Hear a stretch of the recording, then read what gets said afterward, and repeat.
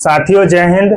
आज से पुनः हम लोग एक नए अध्याय, नए जोश जुनून के साथ फिर से ये जो आपका अपना YouTube चैनल है उन्नयन ज्ञान जीएस एकेडमी, उस पर फिर से पुनः एक बार फिर से हम लोग नए जोश जुनून के साथ जो है जुड़ने जा रहे हैं। और आज से हम लोग नए एक टॉपिक यानी कि नए चैप्टर का शुरुआत करेंगे और वो हमारा जो सब्जेक्ट रहेगा वो रहेगा इतिहास, हिस्ट्री। तो हिस्ट्री का जो शुरुआत करेंगे उसमें भी जो है मॉडर्न हिस्ट्री का शुरुआत करेंगे, आधुनिक इतिहास से हम लोग जो है पढ़ेंगे। ये ऐसा इसलिए कि अभी जितने भी बिहार में एग्जाम हो रहे हैं बिहार से रिलेटेड, जैसे कि आगामी बिहार पुलिस का जो एग्जाम होने वाला है या बिहार दरोगा का एग्जाम होने वाला है, जो नई वैकेंसी आएगी, या जो बीपीएससी जो बिहार पीसीएस का जो एग्जाम होता है वो, या फिर बीपीएससी टीचर, ये जितने भी सारे एग्जाम होते हैं, तो अगर उनमें से ये देखा जाए तो कहीं ना कहीं हिस्ट्री से जो क्वेश्चन होते हैं वो मॉडर्न हिस्ट्री से ज्यादा क्वेश्चन होते हैं।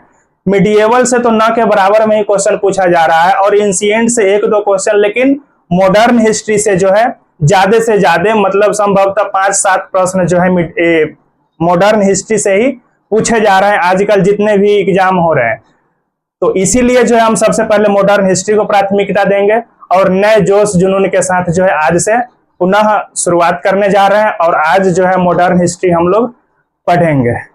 तो हो जाइए तैयार, कॉपी कलम लेकर के बैठ जाइए और यहाँ पर जो भी हम बात बोलते जाएंगे या लिखते जाएंगे उसको जो है आप लोग गौर से सुनने का काम करेंगे और जो आपको इंपॉर्टेंट लगे उस तथ्य को जो है नोट करते चलेंगे। तो इतिहास एक ऐसा सब्जेक्ट है ना जो कि कई छात्र क्या करते हैं, वो रटना चालू कर देते हैं, है ना। तो इतिहास जो है रटने का सब्जेक्ट है ही नहीं, ये जो है एक समझने का सब्जेक्ट है और ये कर्मबद्ध मतलब कर्मबद्ध तरीके से अगर समझा जाए इतिहास को तो इसके जैसा इंटरेस्टिंग सब्जेक्ट हमें कोई लगा ही नहीं। तो इतिहास जो है वो कर्मबद्ध तरीके से समझने का सब्जेक्ट है, एक कहानी के तौर पर। इतिहास का मतलब ही होता है एक वैसा कहानी या हिस्ट्री, मतलब इस सब्जेक्ट का नाम ही है हिस्ट्री। तो ये एक ऐसा हिस्ट्री जो कभी ना कभी जो है ये भूतकाल में जो है वो हुआ होगा, उस तरह की घटनाएं जो है भूतकाल में जो है वो घटित हुई होगी, उस वही घटित हुई घटना को तो जो एक हम कर्मबद्ध तरीके से जो है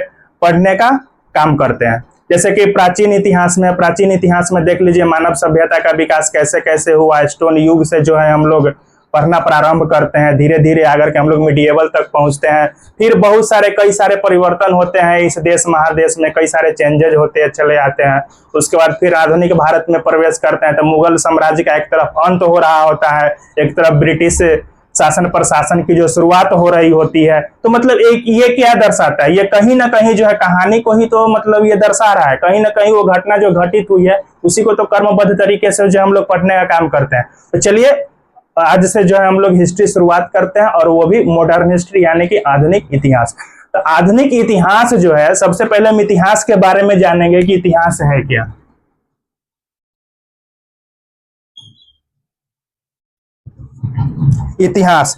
इतिहास जो है ये जो है 2-3 शब्दों से मिल करके बना है।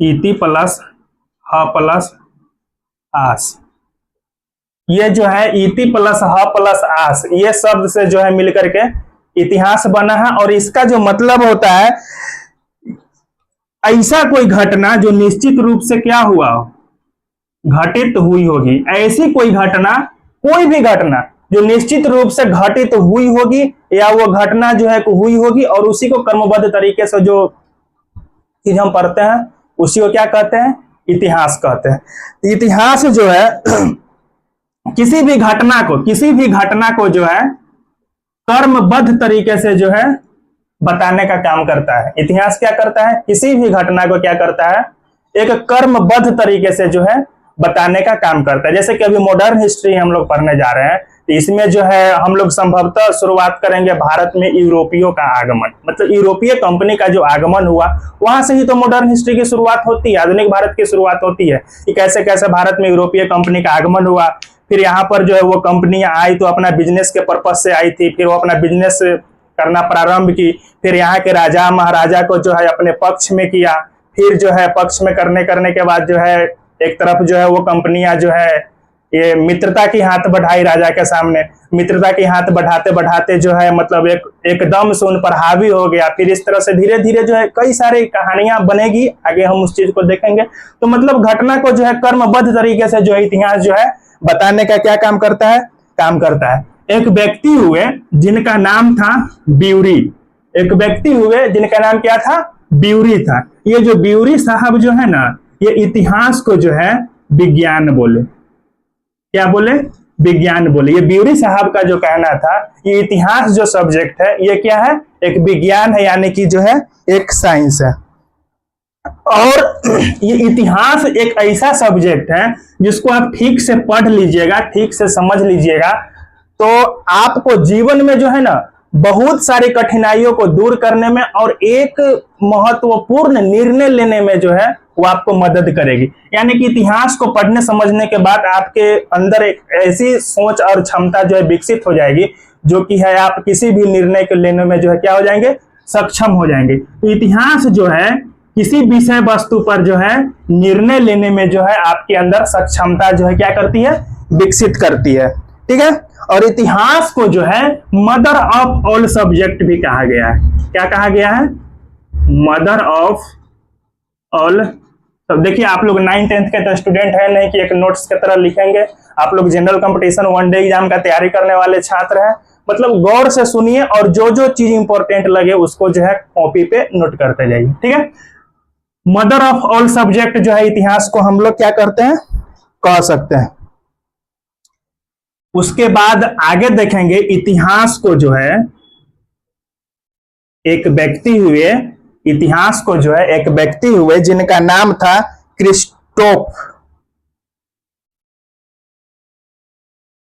क्रिस्टोफ सेलियरस। एक व्यक्ति हुए क्रिस्टोफ सेलियरस। ये कहाँ के थे, तो ये थे जर्मनी के। ये कहाँ के थे, जर्मनी के। एक व्यक्ति हुए जिनका नाम था क्रिस्टोफ सेलियरस, ये जर्मनी के रहने वाले थे। इनका कहना था कि इतिहास जो है, इनका कहना था, इन्होंने जो है इतिहास को 3 भाग में बांट दिया। इतिहास को कितने भाग में बांट दिया, 3 भाग में बांट दिया। कौन बांट दिया, क्रिस्टोफ सेलियरस। क्रिस्टोफ सेलियरस साहब क्या किए, इतिहास को 3 भाग में बांट दिए और एक भाग का नाम दिए प्राचीन, दूसरे भाग का जो है नाम दिए मध्य और तीसरे भाग का जो है नाम दिए आधुनिक। इतिहास को कितने भागों में बांटे क्रिस्टोफ सेलियरस, 3 भागों में, प्राचीन इतिहास, मध्य इतिहास और आधुनिक इतिहास। ठीक है। उसके बाद जो है एक इतिहासकार हुए जिनका नाम था जेम्स मिल्स। इन्होंने भी इतिहास को 3 भाग में बांटा। इन्होंने भी जो है इतिहास को 3 भाग में बांटा, लेकिन इन्होंने जेम्स मिल ने जो है इतिहास को धर्म के आधार पर 3 भाग में बांटा। प्राचीन इतिहास को जो है जेम्स मिल्स ने जो है मतलब हिंदू शासन की संज्ञा दी। किसकी संज्ञा दी, हिंदू शासन काल की, यानी कि इसको हिंदू शासन काल कह सकते हैं। फिर जेम्स मिल्स ने मध्यकालीन इतिहास को जो है मुस्लिम शासनकाल की संज्ञा दी, मुस्लिम शासनकाल। और आधुनिक इतिहास को जो है ईसाई शासनकाल की संज्ञा दी, ईसाई शासनकाल। तो इन्होंने जो है धर्म के आधार पर कैसे तीन भागों में बांटा। इनका यह मानना था, जब आप प्राचीन इतिहास पढ़ेंगे तो आपको पढ़ने को मिलेगा कि प्राचीन भारत में जो है जो राजा महाराजा हुआ करते थे वो अधिकतर हिंदू हुआ करते थे। जैसे कि हर्यक वंश के बारे में जब आप पढ़ेंगे तो हर्यक वंश से जब स्टार्ट होती है तो वहां पर जो हर्यक वंश के प्रथम जो राजा हुए वो बिंबिसार हुए, वो क्या थे, तो हिंदू थे। बिंदुसार हुए, वो क्या थे, हिंदू थे। सम्राट अशोक हुए। इस तरह के जो तमाम राजा जो हुए प्राचीन भारत में, जिन्होंने अपने भारत पर जो है शासन प्रशासन करने का काम किया, वो सब क्या थे, हिंदू थे। जब मध्यकालीन इतिहास में जाइएगा तो मध्यकालीन इतिहास के दौरान जब बाबर का आगमन होता है भारत में, तो वहां से जो है लगभग मुस्लिम शासन काल की जो है शुरुआत हो जाती है। बाबर हुआ, फिर उसके बाद उसका पुत्र हुआ, इस तरीका से जाकर के जो है औरंगजेब हुआ, अशोक नहीं, सॉरी, अकबर हुआ। इस तरह से मध्यकालीन इतिहास के दौरान जितने भी राजा महाराजा हुआ सब मुस्लिम शासन का मतलब मुस्लिम शासक हुआ, इसलिए मध्यकालीन इतिहास को जो है मुस्लिम शासन काल कहते हैं। उसके बाद आधुनिक इतिहास में जब जो है ब्रिटिश कंपनियों का आगमन भारत में हुआ, पुर्तगालियों का आगमन भारत में हुआ, डचों का आगमन भारत में हुआ, और जो है भारत की जो है सत्ता यानी कि भारत की बागडोर ब्रिटिशों के हाथ में गई, तो वो सब क्या थे, वो सब ईसाई थे। और जब ब्रिटिश कंपनियों ने भारत पर शासन प्रशासन करने का काम किया तो वो सब क्या थे, ईसाई थे। जितने भी अंग्रेज जो है भारत पर शासन किए, अपने देश को गुलाम बना करके रखा और उन्होंने शासन किया, वो सब क्या था, ईसाई था। इसलिए जो है आधुनिक भारत को जो है जेम्स मिल ने किसकी संज्ञा दी, ईसाई काल की संज्ञा दी। यहां तक कोई दिक्कत नहीं है। चलिए अब इसके बाद आगे बढ़ने का काम करते हैं।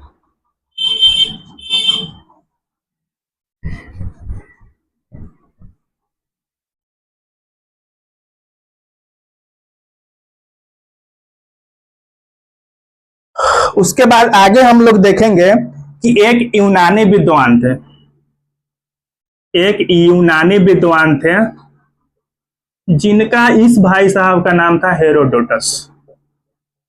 हेरोडोटस। ये छोटे छोटे पॉइंट इसलिए बता रहे हैं, कुछ ही देर में हम शुरू करने वाले हैं, लेकिन ये छोटे छोटे पॉइंट इसलिए बता रहे हैं, जब आप मॉडर्न हिस्ट्री पढ़ रहे हैं तो ये छोटे छोटे बिंदुओं के बारे में क्या करना है, जानकारी आपको रहना चाहिए। तो ये जो हेरोडोटस के बारे में थोड़ा सा पढ़ लेते, ये हेरोडोटस जो थे इनके बारे में पूछा जाता है, ये कहाँ के विद्वान थे, तो ये ध्यान में रखिएगा, ये जो है यूनान के विद्वान थे। कौन, हेरोडोटस। और सबसे पहले जो है किसी भी घटना को, कोई भी घटना को जो है सबसे पहले क्रमबद्ध तरीके से सजाने का काम किए थे वो हेरोडोटस थे। यूनानी विद्वान थे हेरोडोटस, जिन्होंने किसी भी घटना को जो है क्रमबद्ध तरीके से जो है सजाने का काम किए थे। और वो जो घटना को सजाए थे वो था पेलोपोनेशियन का युद्ध।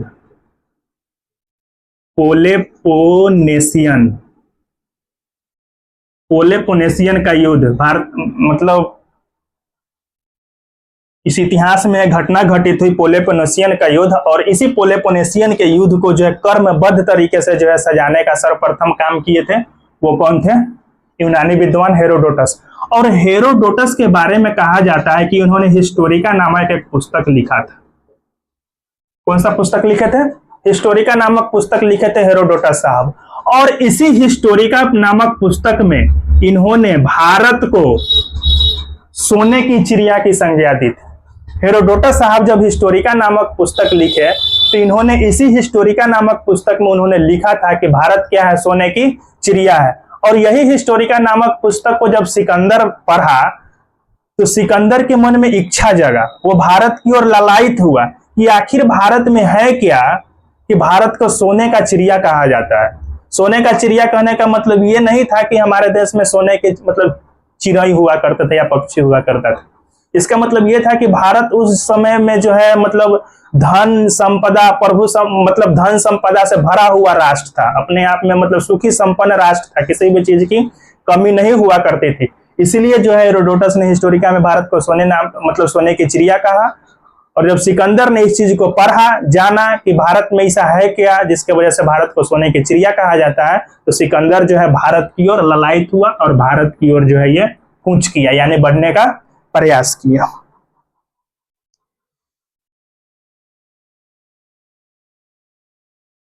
हिस्टोरिका के बारे में एक चीज और ध्यान रखिएगा कि ये विश्व इतिहास की पहली पुस्तक है। विश्व इतिहास की पहली पुस्तक अगर किसी भी कोई पुस्तक को कहा जाता है तो यही हिस्टोरिका को कहा जाता है।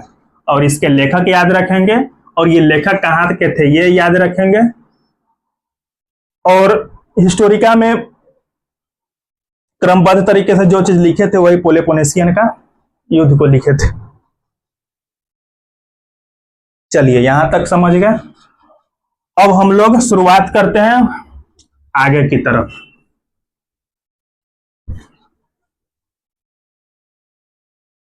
अब देखिए अब होता क्या है, हेडिंग लगा लीजिए,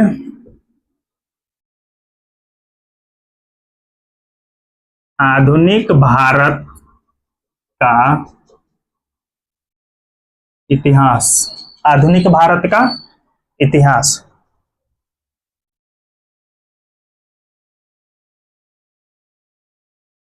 होता क्या है कि मध्यकालीन भारत में जब मुगलों का शासन था, तो मुगलों का शासन चलते गया, उसके बाद जो है शासन आता है औरंगजेब का। औरंगजेब का शासन आता है, ये मुगल राजा था औरंगजेब, मुस्लिम शासक था। औरंगजेब की मृत्यु 1707 ईस्वी में हो जाती है। औरंगजेब की मृत्यु कब हो जाती है? 1707 में हो जाती है। जब इसकी मृत्यु 1707 में हो जाती है, उसके बाद जितने भी शासक रहे वो भारत की सत्ता को नहीं संभाल पाए। मतलब जितने क्षेत्र में जो है इसका मुगलों का शासन था, शासन प्रशासन चलता था, तो औरंगजेब की मृत्यु के बाद जितने भी शासक हुए वो जो है भारत की सत्ता की बागडोर को नहीं संभाल पाए, या ऐसे कह सकते हैं कि उसके बाद जितने भी शासक हुआ अयोग्य शासक हुआ। सब लुच्चा लफंगा पियक्कर टाइप का निकला और भारत को लूटने का होर मचा दिया। कोई अयासी निकला, कोई ये निकला, कोई मोहम्मद सारंगीला, ये सब के बारे में पढ़िएगा तो आपका दिमाग खराब हो जाएगा कि किस तरह से जो है मतलब अयासी करता था। तो औरंगजेब के बाद जो है कोई भी शासक जो है योग्य नहीं निकला, सब निकम्मा निकला। तो इसके शासन काल तक जो है भारत में ब्रिटिश कंपनियों का आगमन हो चुका था। 1600 ईस्वी में जो है ब्रिटिश कंपनी की स्थापना होती है और वो भारत में जो है जहांगीर के समय से जो है व्यापार करना, यानी कि अपना कंपनी को स्थापित करना और व्यापार करना क्या कर देता है? शुरू कर देता है। तो लगभग 100 साल का डिफरेंस है। 100 साल के बाद जब औरंगजेब मर जाता है, इसकी मृत्यु हो जाती है, उसके बाद इसी चीज का फायदा उठाकर, जब कोई योग्य शासक रहा ही नहीं, तो औरंगजेब ने इसी चीज का जो है क्या किया? फायदा उठाया। इसी चीज का फायदा उठाया और ये अंग्रेज जो है इसी चीज का फायदा उठा करके भारत के लोगों के ऊपर जो है अत्याचार करना प्रारंभ कर दिया।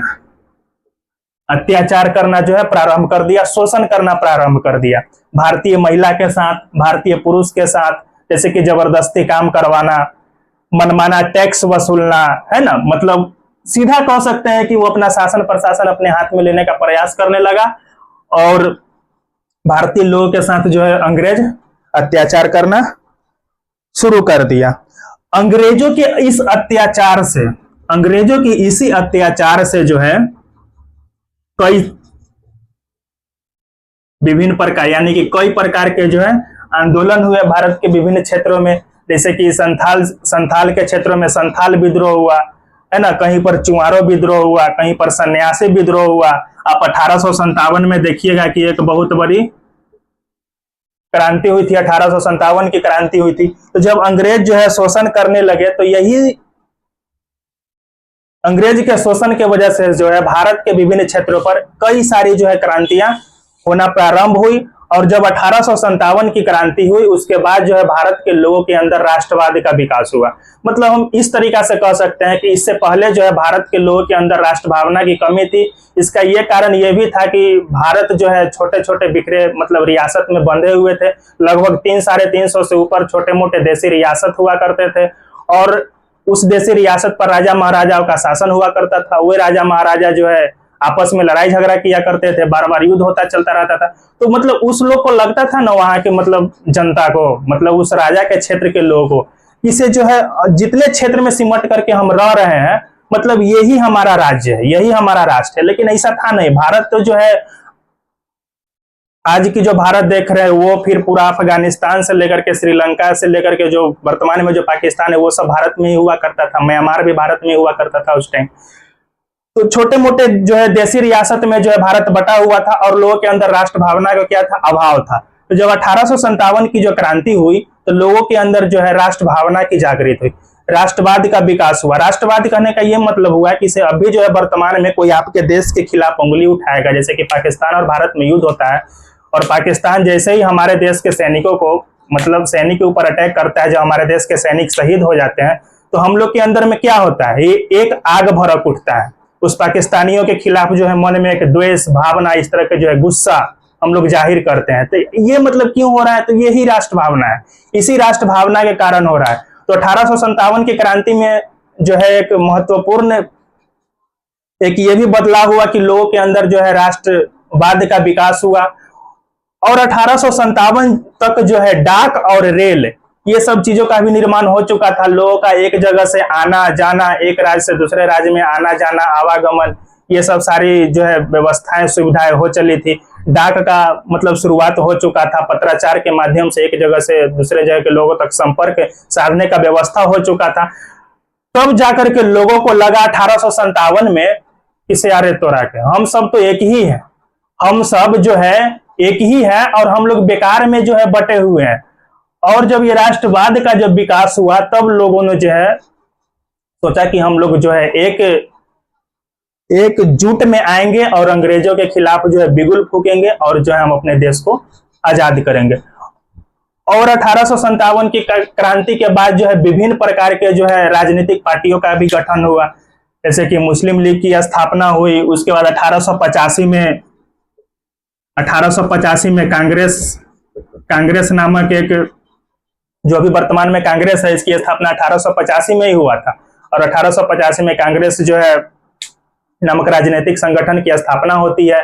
और बहुत सारे कई प्रकार के जो है राजनीतिक संगठन की स्थापना होती है। और वही राजनीतिक संगठन जो है, और कुछ गरम दल के नेता हुआ करते हैं, कुछ नरम दल के नेता हुआ करते हैं, कुछ क्रांतिकारी हुआ करते हैं। मतलब कई तरीकों से जो है अंग्रेजों से संघर्ष होना प्रारंभ हुआ। और तब जाकर के जो है 1947 में जाकर के अंग्रेजों से छुटकारा मिलता है और तब जाकर के हमें आजादी मिलती। तो यहाँ पर जो हमने देखा कि औरंगजेब जब ये स्वर्ग सिधार गया, इसके बाद जो है अंग्रेज भारत के लोगों पर कैसे अत्याचार करना शुरू हुआ, अंग्रेज का आगमन आखिर भारत में कैसे हुआ, क्यों हुआ, किस लिए हुआ, अब उसको हम लोग यहाँ से जो है पढ़ने का प्रारंभ करेंगे। और यहीं से हमारा जो है शुरुआत होता है मॉडर्न हिस्ट्री, यानी कि आधुनिक भारत का इतिहास। ठीक है, चलिए।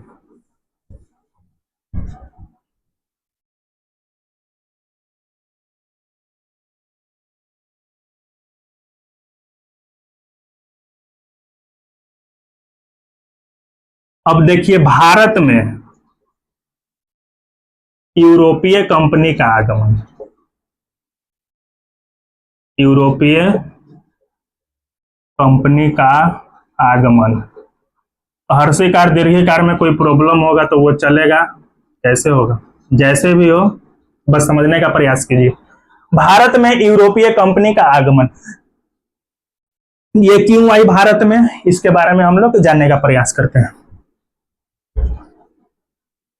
एक चीज को आप समझने का प्रयास करिएगा, ये जो भारत अपना देश है, ठीक है, ये भारत जो है अपना देश है, समझने का प्रयास करेंगे। ये जो भारत है इसकी स्थिति कैसी है, भारत के आप उत्तर में देखने का प्रयास करेंगे। जब आप नक्शा देखेंगे भारत का मैप और उत्तर में देखने का प्रयास करेंगे तो उत्तर में क्या है, हिमालय जैसी पर्वत है।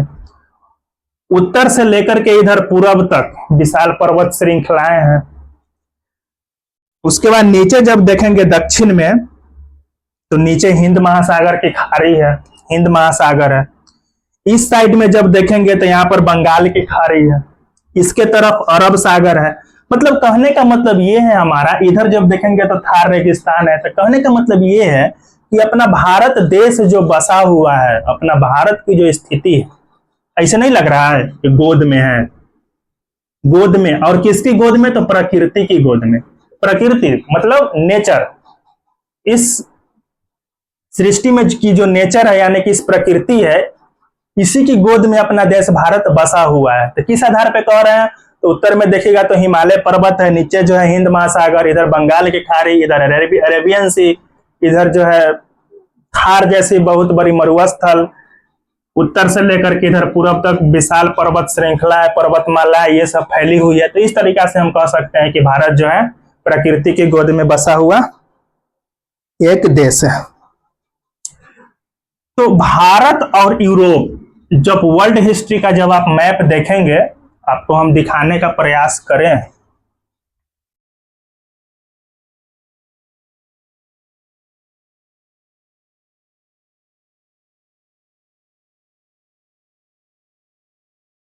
नहीं हो पाएगा। आप देखिएगा जब यहां पर हमारा भारत है ना, तो यहां पर जो है यूरोप देश, यूरोप महादेश, ठीक है, यहां पर क्या यूरोप है। तो भारत और यूरोप के बीच जब आप ऐसे समझेंगे तो भारत और यूरोप के बीच व्यापार, भारत और यूरोप के बीच जो है, ये हम ड्राइंग करके समझाने का प्रयास कर रहे हैं। आप वर्ल्ड हिस्ट्री में देखिएगा, इधर भारत है और इधर आसपास में आपको यूरोप देखने को मिल जाएगा। तो भारत और यूरोप के बीच जो है व्यापार यानी कि बिजनेस बहुत सदियों से यानी कि बहुत प्राचीन समय से ही जो है व्यापार चलता आ रहा है। भारत और यूरोप के बीच जो है व्यापार बहुत सदियों से चलता आ रहा है। कह सकते हैं कि व्यापारिक संबंध जो है भारत और यूरोप के बीच व्यापारिक संबंध क्या था, बहुत पुराना था। ठीक है, बहुत पुराना व्यापारिक संबंध था। तो मध्यकाल में क्या होता है, वही मध्यकालीन हिस्ट्री में जब आप देखेंगे मध्यकाल में क्या होता है कि हजरत मोहम्मद साहब का जन्म होता है। इसको समझने में कोई दिक्कत नहीं हुआ कि भारत और यूरोप के बीच जो है व्यापारिक संबंध काफी पुराना थे। मध्यकाल में क्या होता है कि हजरत मोहम्मद साहब का जन्म होता है और ये हजरत मोहम्मद साहब जो होते हैं इस्लाम धर्म की स्थापना करते हैं। हजरत मोहम्मद साहब क्या करते हैं, इस्लाम धर्म की जो है स्थापना करते हैं। ठीक है, और 610 ईस्वी में इस्लाम धर्म की स्थापना करने से पहले हजरत मोहम्मद साहब को 610 ईस्वी में इनको ज्ञान की प्राप्ति होती है। ज्ञान की प्राप्ति होती है और ज्ञान की जो प्राप्ति होती है हीरा नामक गुफा में होती है। हजरत मोहम्मद साहब को ज्ञान की प्राप्ति कहां होती है, हीरा नामक गुफा में होती है। ये याद रखिएगा, ये पूछा हुआ क्वेश्चन। और 610 ईस्वी में इनको ज्ञान की प्राप्ति होती है हीरा नामक गुफा में। और आगे चल करके जो है इस्लाम धर्म की स्थापना हजरत मोहम्मद साहब करते हैं। जब ये इस्लाम धर्म की स्थापना करते हैं तो यही इस्लाम धर्म का जब शासन प्रशासन चलने लगता है तो इस्लाम धर्म में क्या हुआ करता था ना, खलीफा हुआ करता था। क्या हुआ करता था, खलीफा हुआ करता था। और वो खलीफा जो होता था कह सकते हैं पूरा मुस्लिम साम्राज्य के राजा के समान हुआ करता था खलीफा। ठीक है,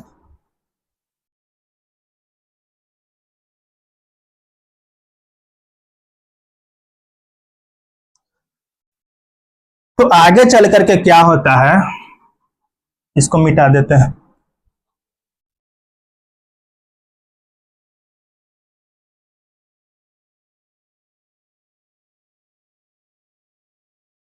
मिटाने वाला किधर गया, ओह ओह,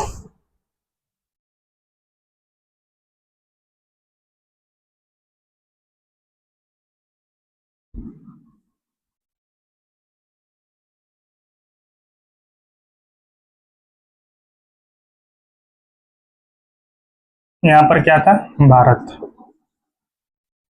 तो जब इस्लाम धर्म की स्थापना हो जाती है तो आगे चल करके क्या होता है, एक तुर्की का शासक हुआ, शासक या खलीफा कह सकते हैं, उस्मानिया सल्तनत।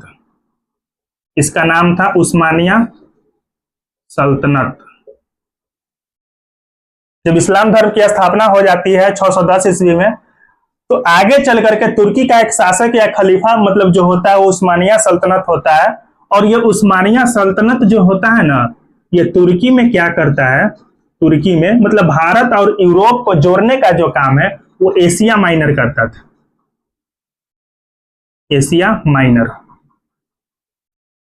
एशिया माइनर मतलब रास्ता कह सकते हैं, भारत और यूरोप को जोड़ने का जो काम करता था वो एशिया माइनर। समझ जाइए, ये यहां से हमको यहाँ जाना है और यहाँ से यहाँ कोई रास्ता होगा ना, तो यहाँ इस जगह से इस स्थान से इस स्थान को जोड़ने का कोई ना कोई तो मार्ग होगा। तो उसी तरीका से यूरोप से भारत को जोड़ने का जो मार्ग होता था उसे क्या कहते थे, एशिया माइनर कहते थे।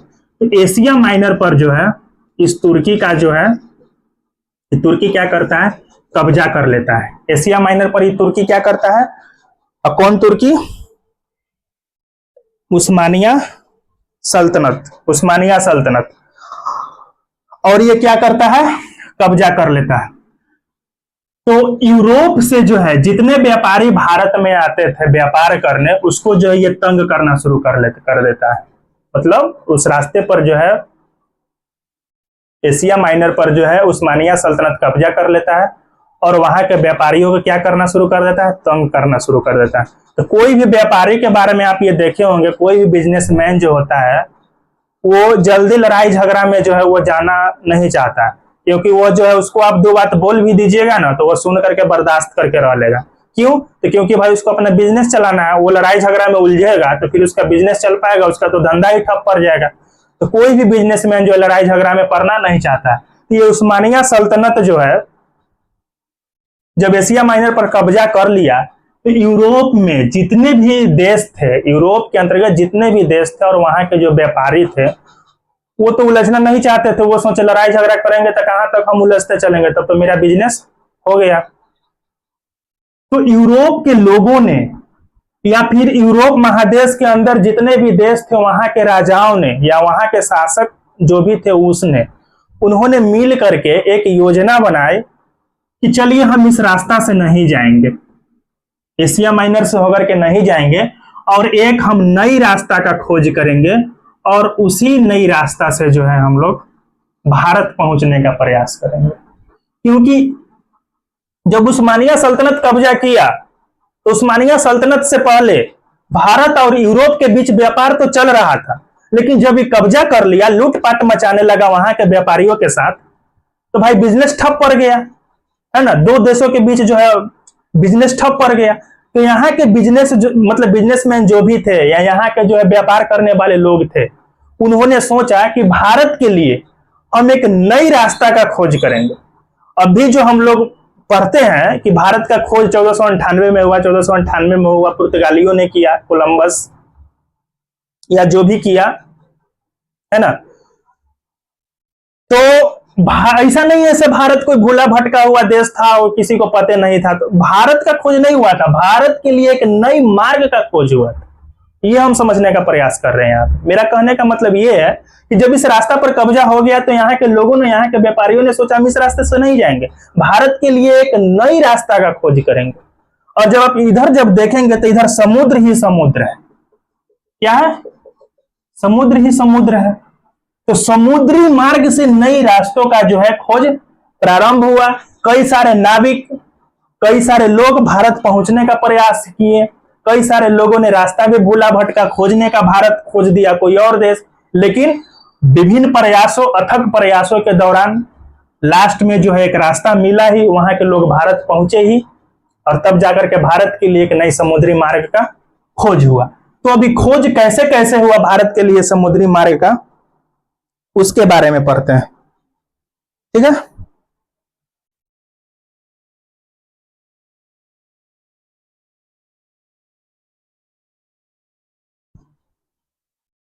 तो यहां पर यूरोप महादेश के अंतर्गत पुर्तगाल और स्पेन, ऐसे कई सारे देश हैं। तो पुर्तगाल और स्पेन के जो है, पुर्तगाल और स्पेन के जो है राजा महाराजा जो है यहाँ के बिजनेस करने वाले लोगों को बोले कि इसे आप एक नई रास्ता का, नई मार्ग का खोज प्रारंभ कीजिए। स्पेन की रानी थी इसाबेल, स्पेन की रानी थी महारानी इसाबेल। इन्होंने जो है क्या काम किया, एक स्कूल खुलवाया, एक स्कूल खुलवा करके वहां के लोगों को नाविक का प्रशिक्षण दिया, नाव बनाने का प्रशिक्षण दिया, नाविक का प्रशिक्षण दिया, तैरने का प्रशिक्षण दिया, समुद्र में कैसे हम चलेंगे इस चीज का प्रशिक्षण दिया। और इसाबेल ने जो है इस तरह से लोगों का मनोबल बढ़ाने का काम किया, ठीक है। तो स्पेन की जो महारानी थी इसाबेल, इन्होंने यहां तक प्रयास किया कि हम लोगों को नए तरीके से प्रशिक्षण देंगे ताकि लोग जो है समुद्र के रास्ते से भारत तक पहुंच सके, ठीक है।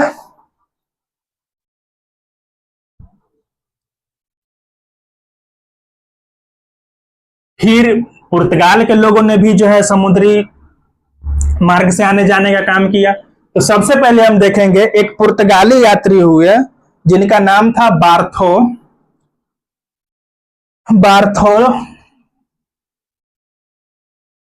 लिमियो बार्थोलिमियो डियाज, इनका क्या नाम था?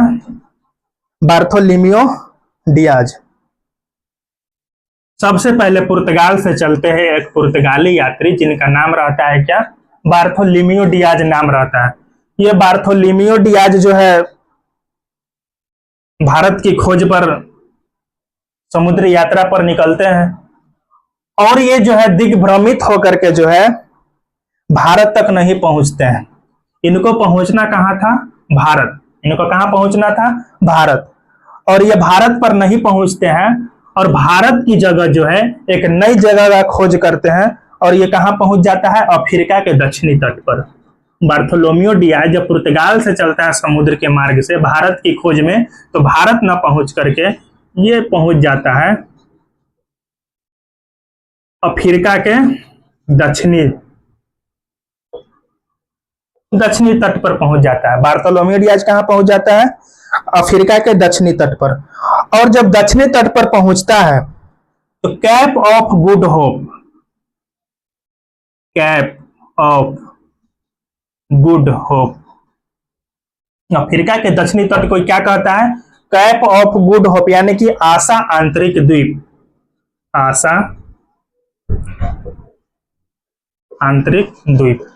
यहां तक समझने का फिर से प्रयास कीजिए। पुर्तगाल का एक यात्री होता है बार्थोलोम्यू डियाज। बार्थोलोम्यू डियाज जो है भारत पहुंचने का प्रयास करता है समुद्र मार्ग से, लेकिन यह भारत न पहुंच करके अफ्रीका के दक्षिणी तट पर पहुंच जाता है। दिग्भ्रमित होने का मतलब या रास्ता भटकने का मतलब समुद्र में यह भी होता है कि समुद्र के चारों तरफ पानी पानी, और उस समय जो है कंपास जैसा दिशा सूचक ये सब का जो आविष्कार नहीं हो पाया होगा, जैसा कि मेरा मानना है।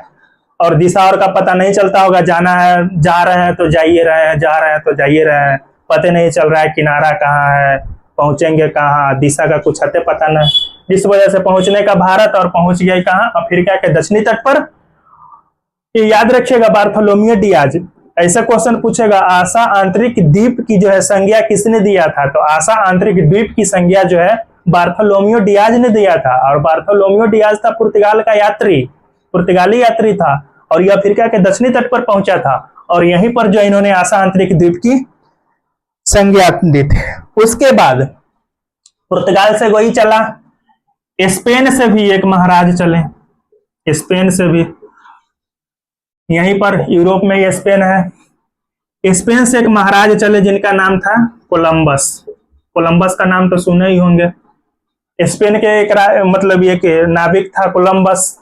ये नाविक ये भी जो है भारत की खोज में निकला, लेकिन ये भी जो है भारत को नहीं खोज पाया, मतलब भारत के लिए समुद्री मार्ग को नहीं खोज पाया। और स्पेन के जो है कोलंबस जो नाविक जो था वो जो है भारत की जगह अमेरिका चल गया। भारत की जगह कहां चल गया? अमेरिका। ये भी दिग्भ्रमित हो गया। दिग्भ्रमित होने का मतलब ये भी रास्ता भटक गया। दिग्भ्रमित का मतलब ये भी रास्ता भटक गया और भारत की जगह किसको खोज दिया? अमेरिका। तो ये तो आप सबको पता होगा कि अमेरिका का खोज किसने किया? तो स्पेन के नाविक कोलंबस ने। खोज कैसे कैसे हो रहा है, रास्ता का पता चल रहा है ना आपको? खोजना है कुछ और, खोजा रहा है कुछ और अमेरिका को खोज जब किया कोलंबस ने, तो अमेरिका का खोज करने के बाद जो है अमेरिका को नई दुनिया बोला। क्या बोला? अमेरिका को कोलंबस ने क्या कहा? नई दुनिया कहा। और यहाँ के लोगों को, अमेरिका को लोगों को कोलंबस ने रेड इंडियन कहा। क्या कहा? रेड इंडियन कहा। अभी तक हम लोग अमेरिका को खोज चुके हैं, उसके बाद आशा आंतरिक द्वीप ये कहां पर है इसको जान चुके हैं। अब आगे देखते हैं क्या कोई ऐसा नाविक होता है जो फिर वहां से चलता है और क्या भारत की खोज हो पाती है, इसके बारे में जो है अब आगे देखते हैं।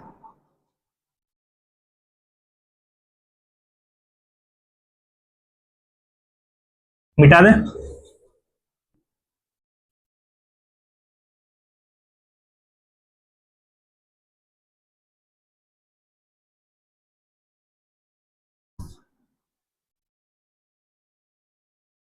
फिर देखेंगे यहां से पुर्तगाली, फिर यहां से एक पुर्तगाली नाविक चलता है जिसका नाम रहता है वास्को डी गामा। पुर्तगाल से एक पुर्तगाली नाविक चलता है जिसका नाम क्या रहता है? Vasco da gamma.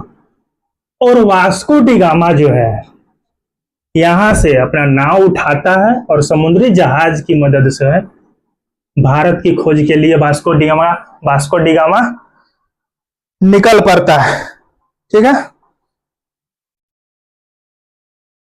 और वास्को डी गामा जब निकलता है तो पुर्तगाल का नाविक वास्को डी गामा से एक पहले यहां पर आप देखे थे बार्थोलोमियो डियाज, जो कि कहां पहुंच गया था, अफ्रीका के दक्षिणी तट पर जो है पहुंच गया था। कहां पहुंच गया था? अफ्रीका के दक्षिणी तट पर।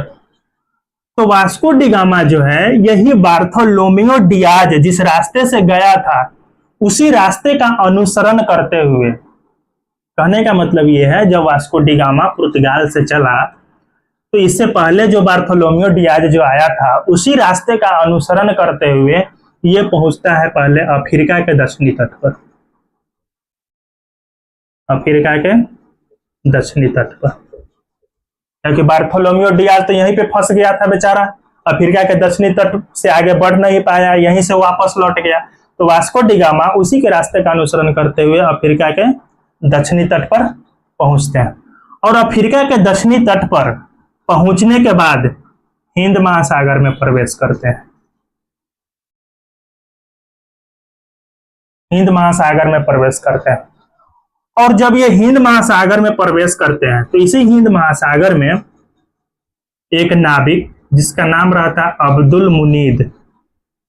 अब्दुल मुनीद या मजीद, हिंद महासागर में जब वास्को डी गामा पहुंचते हैं तो एक नाविक होता है अब्दुल मुनीद, उसी से इनको संपर्क होता है, वही नाविक मिलता है और उसी से ये पूछताछ करते हैं कि भाई साहब हमको भारत जाना है, भारत जाने के लिए हमको रास्ता बताने में मदद करे। तो यही अब्दुल मजीद जो है वास्को डी गामा की सहायता करता है और वास्को डी गामा इससे पूछताछ करके बेचारा आगे चलते हैं और तब जाकर के जो है यह हिंद महासागर के रास्ते जो है यहाँ पर केरल है, केरल के तट पर जो है वास्को डी गामा पहुंचते हैं।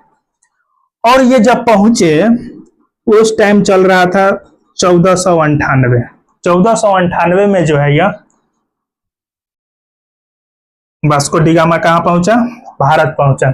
इसको सहायता कौन किया? अब्दुल मुनीद या मजीद किया। उस टाइम केरल के जो है राजा हुआ करता था जिसका नाम था जमोरीन, केरल का एक राजा हुआ करता था जमोरीन। और वास्को डी गामा जो केरल में पहुंचा था और जिस तट पर वो अपना जहाज लगाया था उस तट का नाम था मालाबार तट, मालाबार तट। ये सब याद रखने योग्य बातें हैं। तो मालाबार तट पर जो है वास्को डी गामा पहुंचता है, केरल के मालाबार तट पर। और केरल का शासक कौन रहता है? राजा जमोरीन। जब जमोरीन को पता चला एक पुर्तगाली यात्री जो है वो भारत आए तो जमोरीन बहुत खुश हुआ और वास्को डी गामा का जो है भव्य स्वागत हुआ, भव्य स्वागत हुआ। वास्को डी गामा का भव्य स्वागत कौन किया? जमोरीन। यही जमोरीन जो केरल का शासक था, यही जमोरीन वास्को डी गामा का भव्य स्वागत किया। जब वास्को डी गामा भारत आया ना तब तक भारत के साथ अरब देशों के साथ भी व्यापार चल रहा था, अरब देशों के साथ भी व्यापार चल रहा था। और जब अरब देशों के व्यापारियों को पता चला कि पुर्तगाल का एक यात्री यूरोपियन भारत आया है और उसका जो है स्वागत जमोरीन राजा साहब बहुत धूमधाम से किए हैं और उसको भनक लग गई थी कि वास्को डी गामा जो है भारत आया है, व्यापार करने के मकसद से ही भारत आया।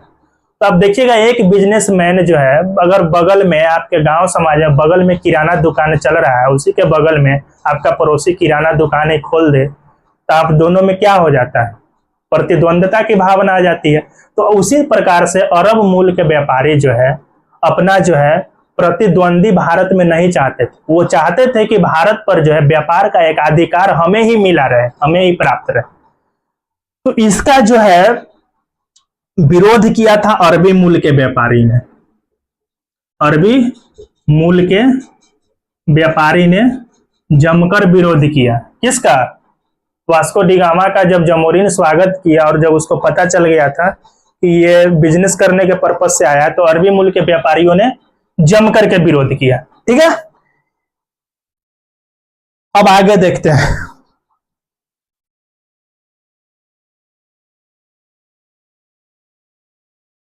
जब वास्को डी गामा आए बेचारा, भारत में रहे, यहाँ के लोगों से रूबरू हुए।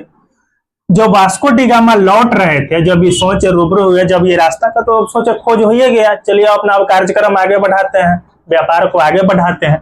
तो लौटते समय जो है वास्को डी गामा कुछ मसाला अपने साथ जो है, ऐसे भी जानते हैं केरल वगैरह में जो भारत के दक्षिण भारत में केरल इस सब के क्षेत्र में मसाला का खेती ज्यादा होता है, जैसे कि काले मिर्च हो गया, गरम मसाला हो गया, ये सब का खेती इधर ज्यादा होता है। तो वास्को डी गामा जब भारत से वापस अपना देश पुर्तगाल लौट रहा था, तो लौटते समय जो है कुछ मसाला ले गया यहाँ से, और कुछ मसाला ले जाकर के जो है यूरोप के बाजारों में जो है ये वास्को डी गामा को जब मसाला को बेचा, तो इन्होंने पाया कि जिस रेट में हम यहाँ से मसाला खरीदे हैं और जब वहां यूरोप के बाजारों में बेचा, तो इसको 60 गुना से ज्यादा मुनाफा हुआ। मतलब आने जाने में जितना खर्च हुआ था उस सारे खर्च को काट कर 60 गुना से ज्यादा मुनाफा हुआ। यहाँ आदमी को 2 गुना 3 गुना फायदा हो जाता है, तो सोचिए वह कितना लालायित हो जाता है। और ये तो खैर 60 गुना, आने जाने में जितने कई महीने लगे उस सब का खर्च काट दीजिए, जहाज पर का खर्च काट दीजिए, खाने पीने का खर्च काट दीजिए, सब कुछ खर्च काटने के बाद जब 60 गुना जब फायदा हुआ, तो ये सोचा अरे वाह, चलिए अब हम भारत की ओर चलते हैं और भारत के साथ फिर से जो है अपना व्यापारिक कदम बढ़ाते हैं। ठीक है, अब आगे देखते हैं।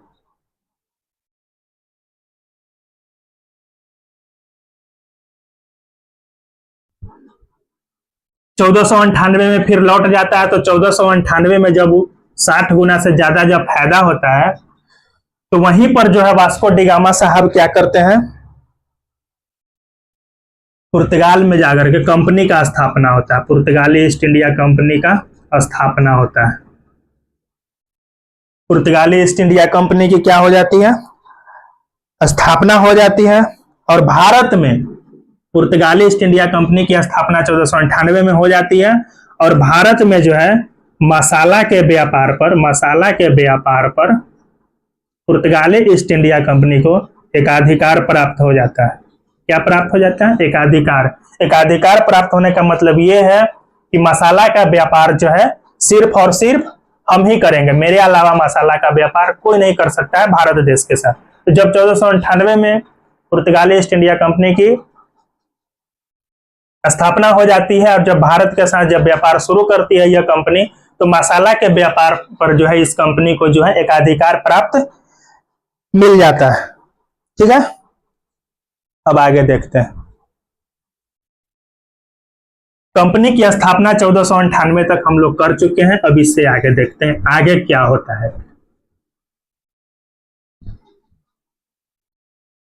आगे क्या होता है, अब आगे जो है एक और नाविक होते हैं जिनका नाम रहता है अल्ब्रेज कैब्राल। एक और व्यक्ति हुए जिसका नाम रहता है Alvares Cabral. Alvares Cabral Vasco da Gama के बाद रास्ता खोजने का काम कौन करता है, अल्ब्रेज कैब्राल करता है। नहीं, अल्ब्रेज कैब्राल जो है ये वास्को डी गामा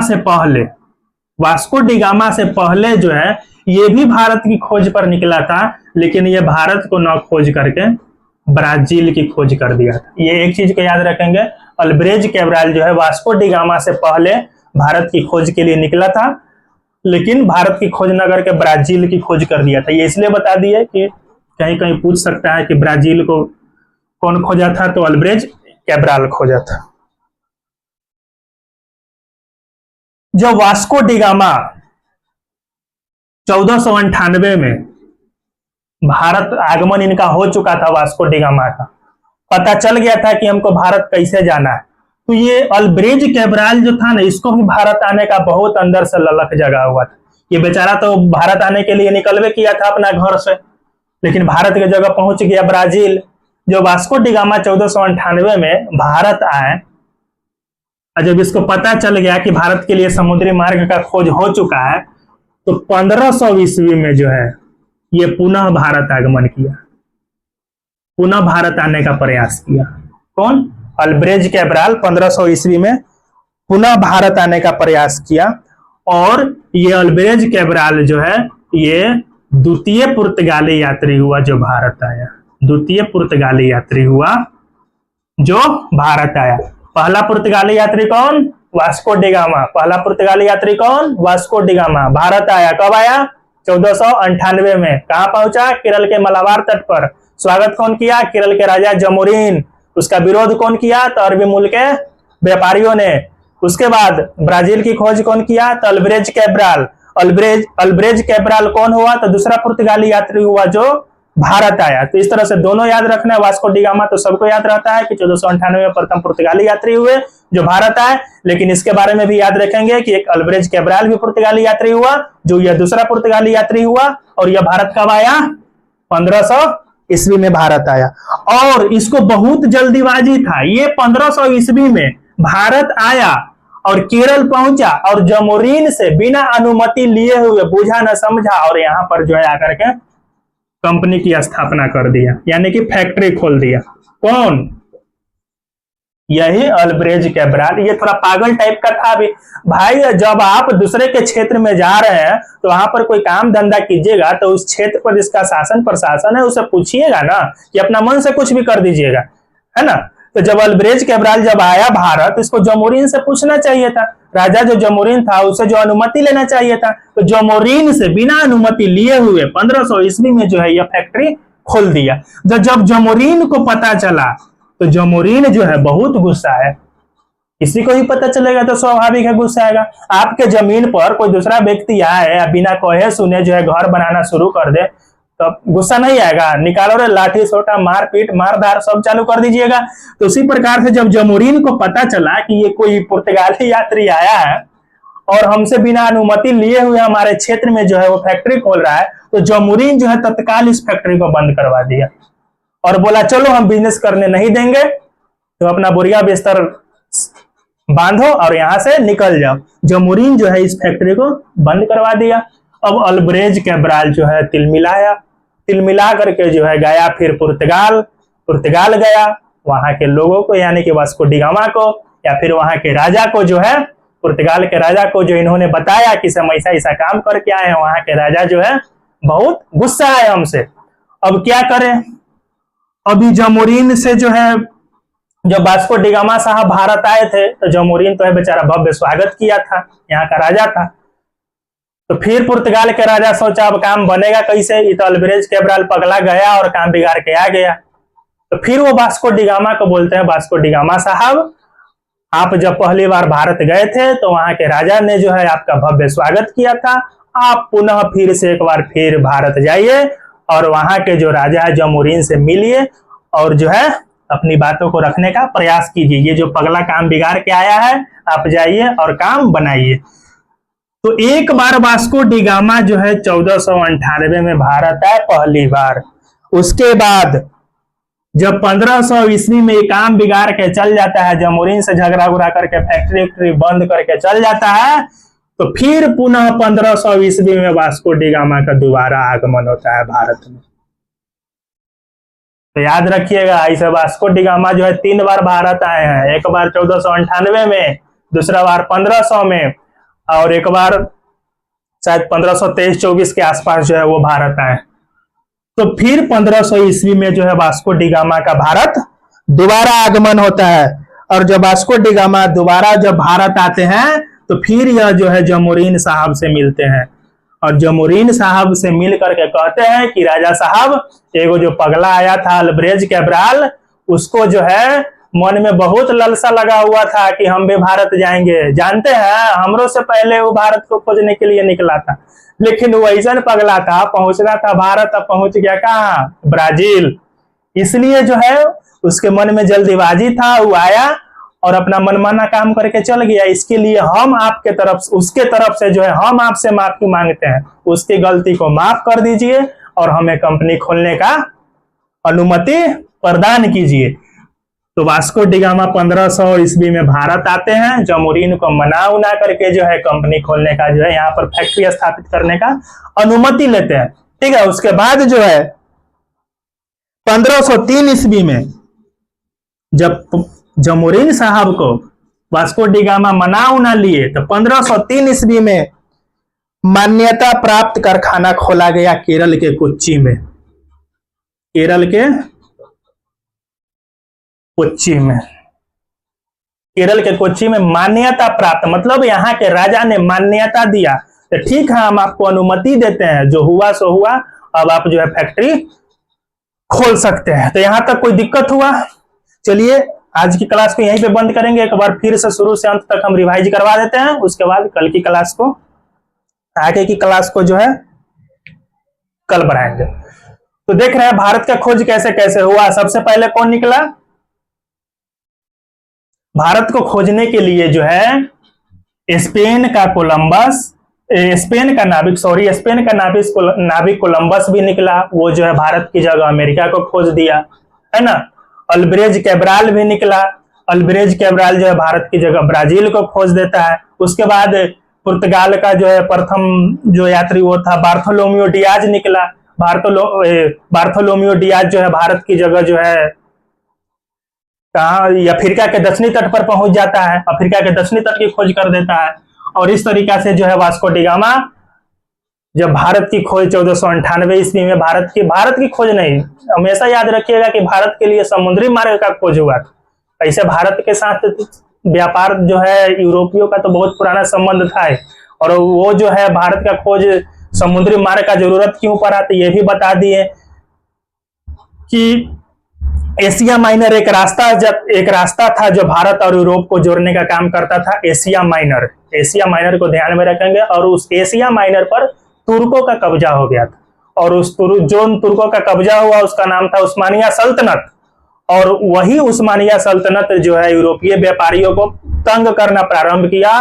तो यूरोपीय व्यापारी जो है उस्मानिया सल्तनत से झगड़ा मोल नहीं लेना चाहते थे, और वही जो है झंझट को खत्म करने के लिए छोड़िए हम इस रास्ता से नहीं जाएंगे, दूसरा समुद्री मार्ग का खोज करेंगे, और तब जाकर के भारत के लिए समुद्री मार्ग का खोज होता है। 1498 में वास्को डी गामा भारत आते हैं, यहाँ से जो मसाला खरीद करके ले जाते हैं, तो इनको जो है आने जाने का खर्च काट करके 60 गुना ज्यादा मुनाफा होता है। तो यूरोप के व्यापारियों के मन में एक होड़ लगा, भाई 60 गुना फायदा हुआ तो वहां के व्यापारियों के मन में तो एक होड़ लगेगा ही, चलो चलो भारत की ओर कूच करते हैं, वहां जो है वहां से सामान खरीद करके लाएंगे, मसाला खरीद करके लाएंगे, यूरोप के बाजार में बेचेंगे, बहुत मुनाफा होगा। तो इस तरह से जाकर के जो है 1498 में पुर्तगाली ईस्ट इंडिया कंपनी का स्थापना होता है। और जब 1498 में भारत आगमन के साथ पुर्तगाली ईस्ट इंडिया कंपनी का स्थापना हो जाता है, तो 1500 ईस्वी में अल्ब्रेज कैब्राल भारत आता है। अल्ब्रेज कैब्राल जब भारत आता है तो जमोरिन से बिना अनुमति लिए हुए फैक्ट्री खोलता है। जमोरिन को पता चलता है, जमोरिन फैक्ट्री को बंद करवा देता है। अल्ब्रेज कैब्राल जो है लौट करके वापस जाता है, अपनी बातों को कहता है, जमोरिन साहब हम पर गुस्सा है। तो फिर पुर्तगाल के शासक जो है वास्को डी गामा साहब को भेजते हैं कि तुम जाकर के बात बनाओ जमोरिन के साथ। तो फिर वास्को डी गामा जो है सन 1500 ईस्वी में जो है भारत की यात्रा पर आते हैं, और जमोरिन से मिल करके जमोरिन को मनाने का काम करते हैं। और जब जमोरिन अनुमति दे देता है तो केरल के कोच्चि में 1503 में प्रथम फैक्ट्री की स्थापना हुई।